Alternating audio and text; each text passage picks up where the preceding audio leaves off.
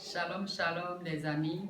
Aujourd'hui, nous avons la grâce aussi de partager avec Madame Maimouna la parole de Dieu. Et nous savons que c'est cette parole qui nous donne la vie. Sans la parole de Dieu, nous n'avons pas la vie. Et c'est pour cela que nous avons le cœur de partager avec vous l'histoire de Jonas. Jonas, c'est cet homme que Dieu a aimé et que Dieu a choisi. Bonjour Madame Maimouna. Bonjour ma sœur. Merci de répondre à cet appel, de pouvoir partager la parole de Dieu avec nous ensemble. Et aujourd'hui, nous allons parler de Jonas. C'est un homme que Dieu a aimé et Dieu l'a choisi. Mais dans ce choix, quelle était vraiment la réponse de Jonas? Parce que Dieu a porté son choix sur Jonas et il l'a appelé. Et Jonas n'est pas ignorant de cet appel. Jonas sait que Dieu l'a appelé et que Dieu l'a choisi. Et précisément pour une œuvre que Dieu veut que Jonas puisse s'investir là-dedans. Donc ce n'est pas comme aujourd'hui où il y a des gens qui ne savent pas à quoi Dieu les a appelés. Jonas, c'est une personne que Dieu a appelée et lui-même il est conscient de cet appel. Et la suite de la vie de Jonas en face de cet appel de Dieu, qu'est-ce qui s'est passé? C'est de ça que nous allons parler. Merci beaucoup ma sœur Francisca. Que Dieu te bénisse. Ah, le livre de Jonas est vraiment intéressant, la vie de Jonas. Dieu a apporté son choix à Jonas. Dieu lui a donné... Jonas, c'est un prophète missionnaire que Dieu lui a choisi. Dieu lui a envoyé dans l'histoire de Jonas. C'est comme tout ce que dans chapitre 1 jusqu'à, je crois que c'est jusqu'à chapitre 4. Si on lit, on voit que Dieu a envoyé Jonas pour une mission bien déterminée. Mais Jonas n'est pas parti droit au but. Jonas a démissionné à la mission que Dieu lui a dit de faire. Il a fui. Mais pourquoi cela? Il y a une raison de la fuite, de désobéissance de la part de Jonas. Pourquoi Jonas n'a pas voulu aller vers ce peuple que Dieu lui a dit d'aller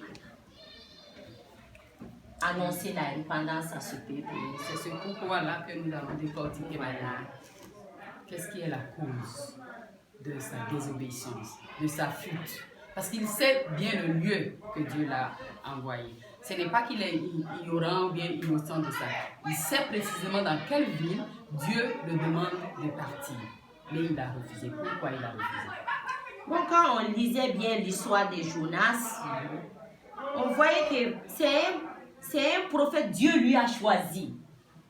Mais c'est surprenant qu'il désobéit comme ça à Dieu. Mais question pourquoi, il y a une cause qui a fait que Jonas n'est pas parti. Cette cause-là, quand on lit, on voit l'histoire, on voit que le peuple Israël venait et était victime du pillage des Assyriens. Donc, c'est la raison, c'est cette raison, vraiment, Jonas était fâché. Jonas était fâché, il était vraiment en colère contre cette ville-là, qui était vraiment une ville méchante. C'est ça la raison de Jonas. Merci La beaucoup. fuite. Merci beaucoup, Madame Maimouna. Vraiment, c'est intéressant que Jonas, ce qu'il a fait, c'est une désobéissance. Lorsque Dieu parle une fois et qu'on ne le fait pas, nous voyons que le chapitre 1, chapitre 2, Jonas était toujours en train de fuir. Et c'est dans le chapitre 3 que nous avons vu que Jonas s'est levé pour aller à Ninive. Donc, lorsque Dieu parle une fois et ce n'est pas fait, et même si c'est fait plus tard, ce n'est plus de l'obéissance. Pour la définition de l'obéissance, c'est quand tu es prompte en même temps dans ce qu'on dit. C'est ça qu'on parle toujours les enfants. Lorsqu'on te demande de faire quelque chose et tu ne le fais pas maintenant, même si tu le fais après, ce n'est plus de l'obéissance. L'obéissance, c'est quand tu fais promptement et en même temps ce qu'on te demande de faire. Et déjà, nous voyons que Jonas a été désobéissant parce qu'il n'a pas fait automatiquement ce que le Seigneur lui a demandé et ça a pris du temps. Mais la cause de ce qui a fait qu'il n'était pas parti, c'est qu'il avait la vengeance dans son cœur de ce qui s'est passé, de ce que les Syriens sont venus les piller. Donc cette action, cette situation de pillage, de vol, difficile que le peuple a vécu, a fait que Jonas a gardé de l'amertume dans son cœur. Jonas a gardé la colère dans son cœur. Et pour lui, c'est de se venger. Donc quelqu'un qui vient les piller, la personne ne mérite pas la miséricorde de Dieu. Donc Jonas n'était pas dans la grâce. Jonas était dans la vengeance. Pour lui, ce peuple-là, vers laquelle Dieu l'a envoyé, ne mérite pas la miséricorde de Dieu. C'est pourquoi il pouvait dire que Dieu, moi je sais que tu vas leur accorder la grâce, tu vas leur accorder la miséricorde. Donc Jonas connaissait bien Dieu. Il savait qu'il était un Dieu de grâce et de miséricorde. Et en tant qu'enfant de Dieu, ce que je veux nous encourager, nous tous, je fais partie, parce que des fois, on regarde un peuple, on regarde une situation, on regarde quelque chose que quelqu'un nous a fait, et on dit que cette personne ne mérite pas la grâce, il ne mérite pas la bénédiction de Dieu, parce qu'il était ci, il était ça. Mais la justice de Dieu n'est pas notre justice. Nous voyons que Dieu, c'est pas que Dieu ne sait pas ce que les Assyriens ont fait. Dieu savait bien l'histoire. Dieu savait qu'ils sont venus les piller, ils sont venus leur faire du mal. Ce n'est pas que Dieu est content de ce qu'ils ont fait. Mais dans tout cela, Dieu est au-dessus du mal qu'on nous a fait. Et je veux dire à quelqu'un que même si on t'a fait du mal, même s'il y a une situation que tu as vécue et tu vois que c'est de l'injustice et ça donne une blessure dans ton cœur, je t'encourage à demander la guérison du cœur.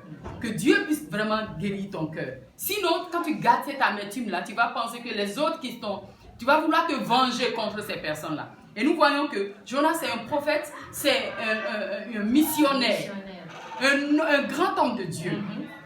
Et moi, ce qui me fait pleurer, quand je lis l'histoire de Jonas dans la Bible, ce qui me met vraiment dans la présence de Dieu, et ça rend triste mon âme, c'est que quand Jonas a accepté et il est parti dans cette ville-là, le roi s'est humilié. Durant toute sa désobéissance, le moment où il a accepté, il est parti, nous voyons que ce peuple s'est repenti. Et ce que notre Dieu aime, c'est la repentance. Ce peuple s'est repenti et ils se sont tournés vers le Seigneur. Et il y avait eu des miracles au travers de Jonas. Mais dans le cœur de Jonas, c'était autre chose. Dieu a utilisé Jonas et puis ce peuple a reçu le salut. Le roi s'est humilié. Les gens se sont convertis, il y a du miracle. Et je me suis posé la question en tant que missionnaire. Au moment où les gens sont en train de recevoir la bonne nouvelle au travers de nous, en tant qu'enfants de Dieu, en tant que serviteurs de Dieu, quel est notre cœur? Qu'est-ce qui se trouve dans notre cœur? Il y avait de miracles. Lui, il a tourné, il a refusé et il est parti. Mais le miracle s'est opéré. Les gens sont venus vers le Seigneur et tout. Mais lui-même, dans son cœur, là, il était toujours en train de se venger. C'est ça qui est triste. Donc la vengeance n'est pas à nous. C'est pourquoi la Bible nous dit, à moi la vengeance, à moi la rétribution. Comment y arriver en tant qu'enfant de Dieu, en tant que missionnaire, en tant qu'une personne qui est dans l'œuvre de Dieu, de pouvoir ouvrir son cœur, même si nous sentons que là, c'est de l'injustice. Il faut véritablement qu'on puisse réfléchir à ce que nous faisons de l'appel de Dieu dans notre vie. Vraiment. Et Jonas, quand il est rentré dans le bateau, dans sa fuite, il a causé de problèmes aux gens qui sont dans le bateau. Là. Il a donné même la famine aux gens là. Eux, ils ont mis leur nourriture dans le bateau. Mais à cause de Jonas, il y avait tellement de problèmes dans ce bateau-là. Et pour diminuer les problèmes, ils sont obligés de jeter leur nourriture dans l'eau pour alléger le bateau, pour diminuer le poids du bateau. Donc, à cause de notre désobéissance, nous créons des problèmes aux gens qui sont autour de nous. Les autres qui sont dans le bateau ne savent pas ce qui se passe, ils n'ont aucun problème, mais notre désobéissance a amené qu'eux-mêmes, ils sont dans des problèmes. Donc, quand j'obéis, là, je bénis les autres. Quand je désobéis, je suis en train de créer des problèmes aux gens qui sont autour de moi. Même dans ma propre maison, dans mon église, dans mon assemblée, un peu partout, si je suis dans la désobéissance, je suis en train de contaminer les autres. Je suis un problème pour les autres. Donc que le Seigneur nous donne cette grâce de savoir que notre désobéissance, ce n'est pas seulement nous seulement que ça frappe, mais ça frappe les gens autour de nous. Ils ont perdu leur nourriture. Quand quelqu'un perd sa nourriture, ça le stresse, il a la faim. Et tous ces problèmes qu'ils ont vécus dans le bateau là, la cause était Jonas.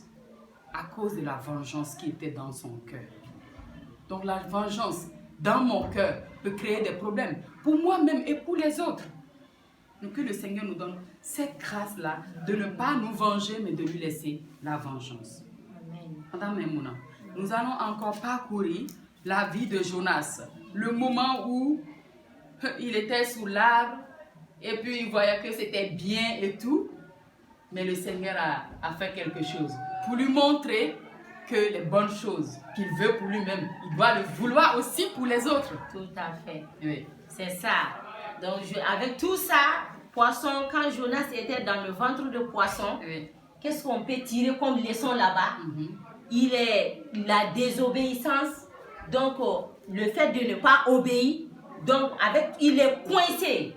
D'être dans le ventre de poisson, il était coincé. On a vu que il a prié, le poisson lui a volé. Avec tout ça, Jonas avait des choses dans son cœur. Mais quand Dieu a fait lever l'arbre, le raisin, Jonas trouve que là-bas c'est bon. Avec tout ça là, Jonas attendait que ce peuple soit péri. Il avait toujours, Dieu voulait lui montrer, Dieu voulait lui dire, tu veux quand le raisin là est mort, donc il s'est fâché. Dieu voulait l'enseigner à Jonas. Tu veux des bonnes choses pour toi, fais-le pour les autres aussi. C'était un enseignement que Dieu voulait l'apprendre. Avec l'arbre de raisin, tout est bon. Mais avec tout ça là, Jonas n'a pas bien compris ça là. Parce qu'avec tout ce qui était dans son cœur, vous voyez. Le Seigneur, c'est notre cœur qui nous regarde. C'est ça. Et dans le cœur de Jonas, il a vu la vengeance. Il a vu comment il veut se battre pour que la justice soit faite. Combien de fois nous les hommes, nous demandons la justice de Dieu. Et à chaque fois on dit Seigneur fais-moi justice, Seigneur fais-moi justice. Mais la justice de Dieu que le Saint-Esprit est en train de nous enseigner, ce n'est pas la justice de l'homme. La justice de Dieu, c'est la grâce. Dieu a voulu faire justice à nous les hommes et il a donné Jésus-Christ. Donc le fait de donner Jésus pour nous sauver, ça fait partie de la justice de Dieu. Parfois, on pense que quand Dieu veut nous faire justice, c'est qu'il va frapper quelqu'un qui nous a fait du mal, c'est qu'il doit punir la personne. Mais Dieu nous fait justice quand il donne la grâce à quelqu'un. Nous devons comprendre aussi que parfois Dieu peut donner la justice en accordant la grâce à quelqu'un, en accordant la miséricorde et le salut à quelqu'un. Et notre justice n'est pas de se venger, mais que Dieu travaille dans notre cœur pour que cette justice qu'il est, qu'il puisse nous enseigner à savoir que ce n'est pas quand je fais du mal, quand je punis quelqu'un qui t'a fait du mal, il est en train de te rendre justice. Ça, c'est notre pensée à nous. Et la Bible nous dit que nos pensées ne sont pas les pensées de Dieu. Et la façon de faire de Dieu est différente de la façon de faire de nous les hommes. Longtemps dans ma vie, j'ai voulu que Dieu me venge en punissant les gens qui m'ont fait du mal, en faisant quelque chose pour que je dise très bien fait. Parce que ce qui lui est arrivé, il mérite parce qu'il m'avait fait du mal. Mais le Saint-Esprit m'a enseigné que la justice de Dieu, ce n'est pas ça. La justice de Dieu, parfois, c'est la grâce de Dieu. C'est la miséricorde de Dieu. C'est que Dieu montre à la personne que ce que tu fais du bon pour toi, c'est ce bon chose-là que je veux aussi pour les autres. Que le Seigneur nous donne cette grâce. C'est seulement le Saint-Esprit qui peut nous amener dans cette dimension de comprendre que le peuple qui nous fait du mal. J'ai entendu le témoignage d'une femme qui a vécu dans un pays difficile, où l'évangile est difficile là-bas. Et le Saint-Esprit lui a demandé, est-ce que tu peux aimer les gens qui ont tué ta famille? Est-ce que tu peux aimer les gens qui ont détruit ta famille? Si le Saint-Esprit ne vient pas à notre secours, c'est impossible pour nous les hommes. Mais avec l'aide de Dieu, c'est possible d'aimer quelqu'un qui nous a fait du mal. Parce que la Bible nous demande d'aimer nos ennemis.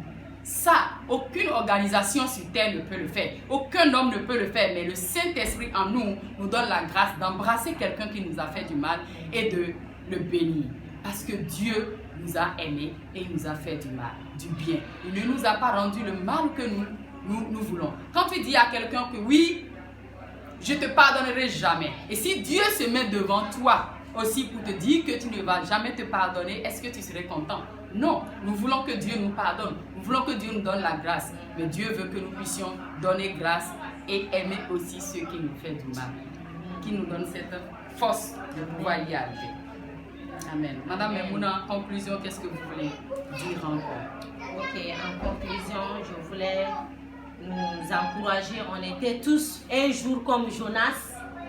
Donc, et tu as des dons, des talents. Dieu a mis des choses dans ton cœur. Mais ne dis pas, ah, c'est pas moi, c'est l'autre. Ne te mets pas à l'écart. Si Dieu te dit de faire quelque chose, il y a une bénédiction d'obéir à Dieu que de désobéir à Dieu. Je nous encourage d'être obéissants à Dieu. Dieu aime tout le monde. Amen. Et Dieu, il est miséricorde. Amen. Parce que Jonas a dit que je sais que tu es un Dieu miséricorde. Et tu vas accorder la miséricorde à ce peuple. Et lorsque nous savons que Dieu est amour, il est gracieux, il est un Dieu de miséricorde, que notre cœur puisse accepter de partager cette miséricorde avec les autres, de donner cette miséricorde et de laisser Dieu faire de bonnes choses aux autres, que Dieu nous donne la grâce de pouvoir avoir son cœur. Partagez cette vidéo, abonnez-vous et que le Seigneur nous donne la grâce d'avoir son cœur à lui et non notre cœur à nous-mêmes. Soyez bénis abondamment. Bénis abondamment. Merci.